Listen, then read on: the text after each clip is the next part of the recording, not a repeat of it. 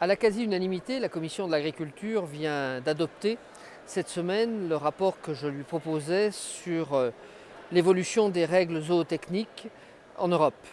Ce rapport, au nom un peu compliqué, vise en fait à favoriser les échanges de génétique animale entre les différents pays européens et entre l'Europe et le reste du monde.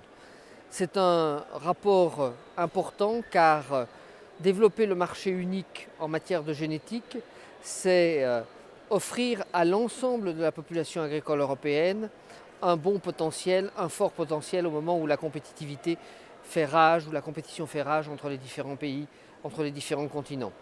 Nous avons, nous, Français, la chance d'avoir quelque avance en la matière et avoir un marché ouvert, un marché organisé, un marché ordonné au sein de l'Union européenne, c'est offrir à notre élevage de nouvelles perspectives, que ce soit l'élevage laitier ou que ce soit l'élevage des races à viande, puisque du charolais à la Montbéliarde, du limousin à la blonde d'Aquitaine, nous avons des races qui présentent des caractéristiques assez exceptionnelles dans le monde animal. C'est la même chose dans le monde bovin, pardon. C'est la même chose pour le mouton Île-de-France, par exemple, dans les races ovines.